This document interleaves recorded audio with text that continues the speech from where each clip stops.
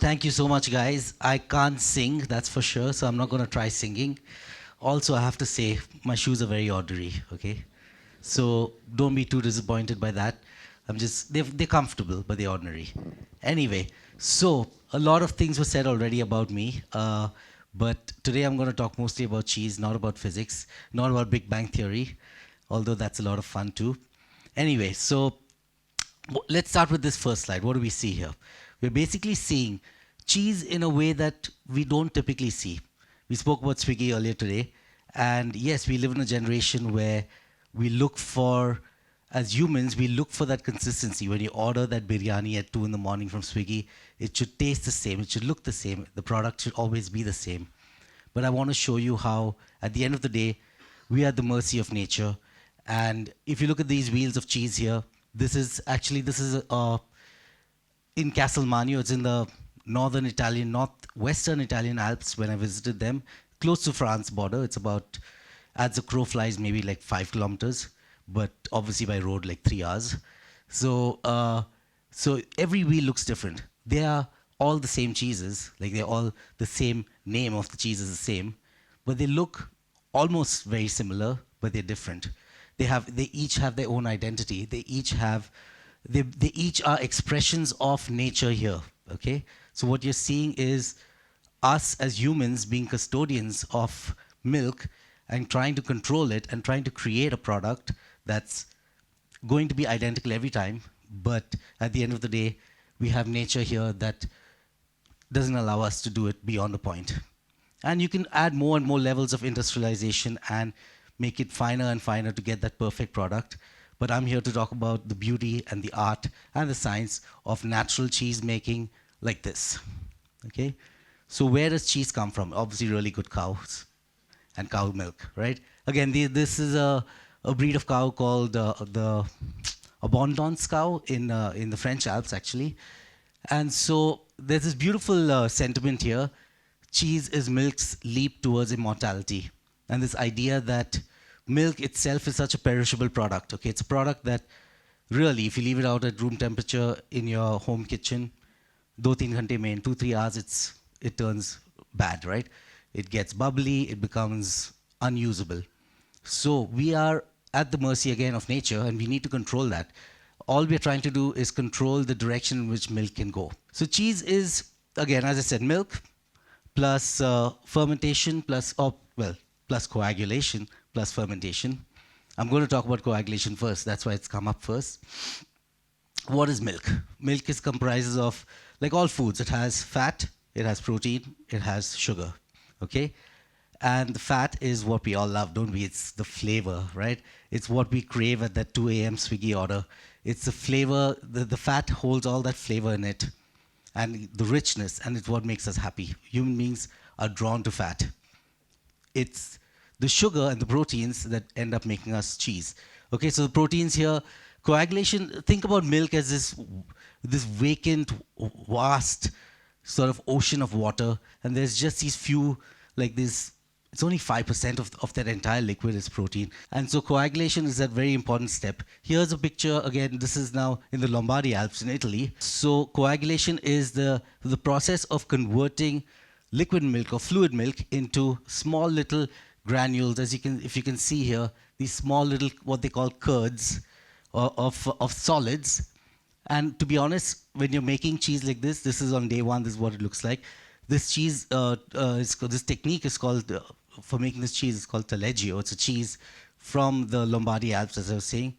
It's over 2,000 years old. They've been making it the same way, okay? Over 2,000 years old. Obviously now they're using stainless steel out here. As you can see, they're using plastic.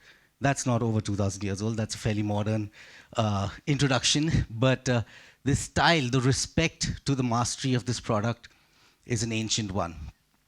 And so on day one, your cheese looks like this. Every cheese looks like paneer on day one, by the way. They all look like paneer, okay? But the beauty is then in the fermentation. However, speaking of paneer, I'll come to Topli paneer. Topli nu paneer. I don't know if there are any Parsis here or Gujaratis here. But Toplino paneer is this really special cheese. It's basically a product, and this is an Indian product. that was introduced by the Parsi community, and I think only exclusively made by Parsis in Western India, mostly Surat and Bombay, I suppose. And so it's this product of taking fresh milk and adding a coagulant. Coagulation happens with the addition of an enzyme that goes and cleaves. It's called cleaving, but basically breaks down the proteins in the milk and allows them to sort of mesh together and form a solid. Traditionally, cheese came from, it's an animal product. It's people with cows milking the cows and trying to save their milk from spoilage. It's a product of saving milk from going bad. And the enzymes that we're using came from the fourth stomach of a calf. So it's called rennet, and that's a traditional enzyme. But they talk about basically this traditional way of making paneer. This is a 19th century text, and you'll see the book here. It's Vivid Vani is the name of the book. But this text talks about how they would harvest enzymes from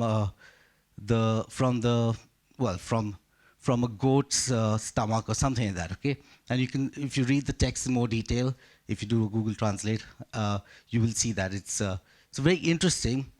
It's not very exciting from consumption of cheese point of view, but it's an interesting sort of window into how hundreds of years ago or thousands of years ago, how people basically who were custodians of cows, who were taking care of cows, who were letting cows take care of them by letting the cow give them milk, how they had to save that milk, that very precious product. Okay.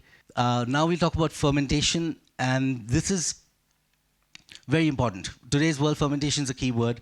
We talk about gut bacteria. We're going to be hearing about gut health soon. And basically, bacteria navigate and control almost everything we eat, and can, if you let them in a good way, to control how you eat. And so our pastoral ancestors knew this about milk. It probably took them, I don't know, hundreds of years of falling sick, trying to save milk from going bad, keeping it in one warm place, keeping it in a cold place in their house, and drinking it the next day, falling sick, and then realizing that didn't work. And then it's all that trials and tribulations over centuries that created products today that we understand. Okay? And so I'm going to talk about the Bilona ghee, which is a traditional technique of making ghee. Most people think ghee comes from wo jo malai upar se nikalte doodh se. That's what you heat. That's how my grandmom did it at home. But traditional ghee comes from the churning of dahi into butter. And so just from a perishability point of view, the reason we've always struggled to basically save milk from going bad and removing fat from milk. These are two things that is a big struggle. Fat is where all the energy is in milk. And so here you see, we talk about, how milk is very perishable. Dahi or yogurt is somewhat perishable after 2-3 days, so it'll go bad, especially back in the day when there was no refrigeration. But then when you make it into butter, by churning out if you see in the slide, for example, we're churning, I did this in Sikkim again, 2015 or 2014. By churning out the butter from the dahi, that butter becomes much more shelf-stable. And then the buttermilk is what we then use to make interesting cheeses. That'll be the next slide.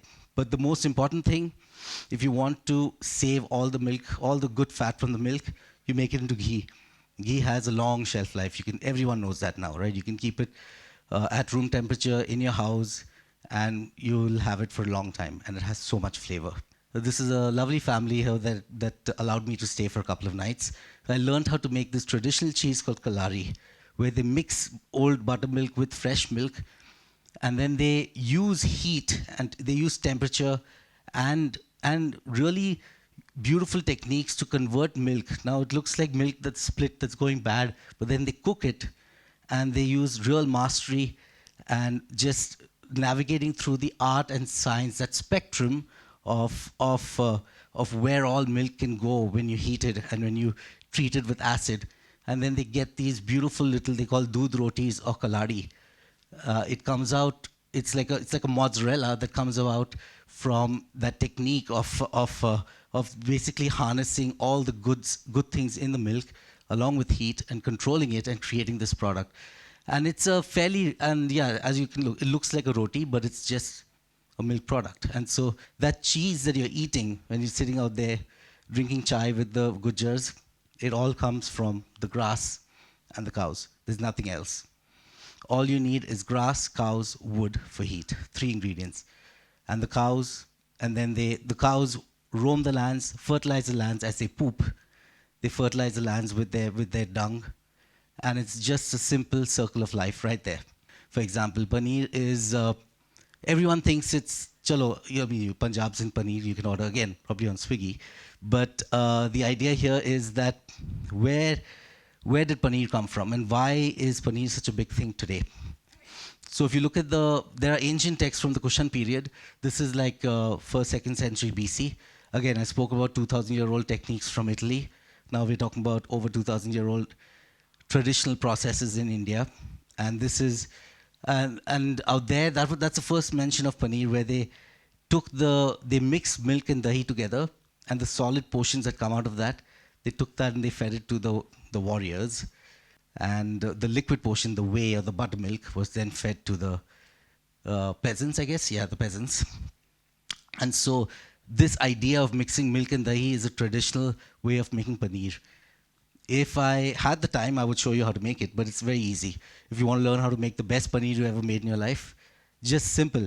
Take 2 liters of buffalo milk, bring it to a boil, add 1 kg of buffalo dahi to it. Switch the heat off and add 1 kg buffalo dahi, mix it for 30 seconds, strain it in a bag, and hold it tightly for another 2 minutes, and then you have a beautiful ball of paneer. It's really easy to make. Everyone should try making it at home. But anyway, so that's the key to our history as Indians to paneer, and it's basically that milk and dahi and plus heat, and then going back to the buttermilk, we saw kalari, and now there's churpi, which is another really special cheese out here. Churpi, I don't know if many of you have heard of churpi, but churpi is again a Himalayan cheese. But yes, I am drawn to the Himalayas, to the Alps, to the Rocky Mountains in Canada, but specifically in India, when I've traveled around in Spiti Valley and in Nepal and in Sikkim, I've seen churpi, which is a very special cheese, and we'll go into that now. A lot on the slide. I'll go as fast as I can. But the idea is, again, the same. You have your milk, you're saving it, you make it into dahi. You want to save it more, you take the butter out, you take the buttermilk out. Now, the butter is safe for a bit longer, but the buttermilk still is quite perishable. So you can heat it and make churpi. And then the butter you can heat and make ghee. And there's this rare cheese in Spiti Valley. These are Buddhist communities there, okay? So they butcher cows and all that stuff. There's this rare cheese of calf hide aged butter. So churpi is something that if you go to Sikkim and all that, you go and get a momo, they'll give you it with churpi chutney. It's a very everyday product. It's the paneer of the Himalayas, what I call the Hindu Himalayas, the Nepal, Sikkim area. The buttermilk is then heated, and then you get this beautiful sort of these curds again, as you saw on the couple of slides, like the second slide. You get these curds, these small little fragments of coagulated protein, milk protein, coming together here, and then this is your little churpi basket of cheese. And one of my favorite is this, which is churpi confit in ghee.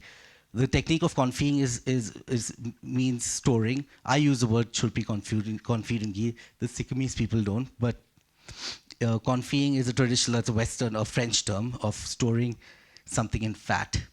And what I love about this, which again they serve with rice at the dinner table, it's a way of preserving wet and soft churpi cheese and allowing it to not spoil by keeping it in ghee. And it's just a story of milk here. It's simple. You start with milk, you let it fermentation, you get dahi, you take out the butter, you take the buttermilk, you let it coagulate, you get the churpi, then you heat the butter, you get ghee, and then you get the ghee and the churpi together. So it's just milk broken into different elements and brought back together into one dish, which is kind of beautiful, very nuanced, very modern, very thought-provoking for someone like me who's a chef as well. I've gone on to make cheese in lots of places. They mentioned I started a cheese business in Canada during the pandemic, which did really well. But because my parents are old, I was like, I'm going to come back to India. I want to spend time with my parents. So that's why I'm here today. We spoke about earlier about how cheese is milk's leap to immortality. I want to have a lasting impression on this world, and I want to define success for myself. It need not be an accolade of some kind. It need not be owning a Ferrari or something like that, or owning some house in South Bombay. It will be, however, whatever you define as your own success, uh, whatever I define as my own success, and being able to get to that end goal is very important. For me, this is success. Beautiful cheese. It's called Cabot's. This is not mine, unfortunately, but this is a goal. It's Cabot's cloth-bound cheddar from Vermont in the US. It's perfection. It's a, and it took generations to get there. Parmesan took thousands of years to perfect. People need to think about these things as well sometimes. It takes generations of labor, of mental energy, of trials and tribulations to get to something that's amazing. These are all the cheeses. These are cheeses that I have made. So that's sort of, for me, how life is. It's a cheese board, and I keep trying things, and then I finally decide that I want to go in a certain direction, and I make that direction mine. And so that's sort of where I am today. And this is me back in 2013 making cheese in Canada. And that's the end of my talk. Thank you.